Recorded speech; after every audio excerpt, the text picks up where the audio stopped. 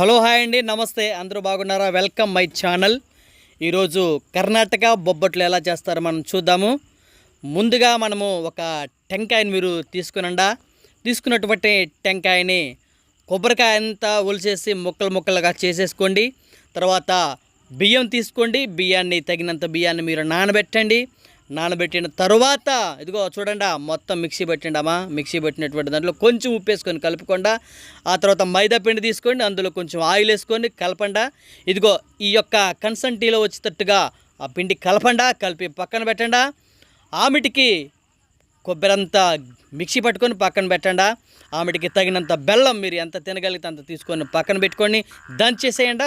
కట్టెల పొయ్యి వెలిగించిన తర్వాత బెల్లాన్ని అంతా అందులో వేసి కొంచెం నీళ్ళు పోసి పాకం రెడీ చేయండి.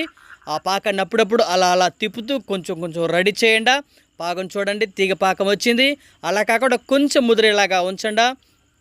ఆ తర్వాత పాకం అందులో వేసినప్పుడు కొంచెం మంచి గడ్డ కాకుండా మరి లైట్గా అలా గడ్డగా కొంచెం అలా అయ్యేలాగా మీరు రెడీ చూసుకోండి. చాలా జాగ్రత్తగా చేయండి. అప్పుడప్పుడు తిప్పుతూ ఉండండి. కొంచెం కరిగిపోయిన తర్వాత పిండి పట్టుకున్నటువంటి ఆ యొక్క బియ్యం పిండి ఏదైతే ఉందో అందులో వేసుకుంటూ గడ్డలు లేకుండా మీరు కరిగించుకుంటూ బాగా రుబ్బండా. ఆ రుబ్బిన తర్వాత అది ఎక్కడ అడుగంటకుండా చూసుకోండి మేడం.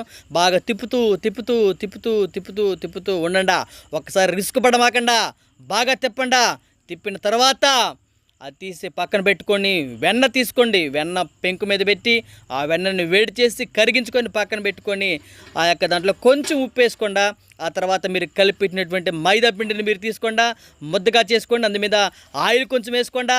ఆయిల్ వేసుకున్న తర్వాత మీరు రెడీ చేసుకున్నటువంటి పాకం పిండి అందులో పెట్టేసి అలా చుట్టేసి బోండంలాగా చేసి ఆ బోండాన్ని అలా పెట్టేసి మీరు చారీ కొంటారు కదా, చారీ కొన్నటువంటి ఒక కవర్ను మీరు తీసుకొని ఆ యొక్క పీట మీద పెట్టుకొని ఆ యొక్క కవర్లో అడుగు భాగంలో పెట్టుకొని పైన కవర్ వేసుకొని దాన్ని అలా చూసారా, మా మిస్సెస్ అలా స్టైల్గా అలా అంటూ ఉండారో అలా అనేసి ఎక్కడ అందులో పెట్టినటువంటిది పైకి రాకుండా, ఏది లోపల పెట్టినటువంటి పిండి పైకి రాకుండా రుద్దండా. అప్పుడు పెంకు వేడి చేసుకున్నటువంటి పెంకు మీద లైట్గా ఆయిల్ వేసుకున్నటువంటి ఆ పెంకు మీద ఆ యొక్క ఒబ్బట్లను వేసి అని పైన కొంచెం నెయ్యి రట్టించి ఒక్కసారి అలా తిరిగేసి ఇలా తిప్పేశారంటే చూడండి ఎలా రంగు వచ్చేసిందో.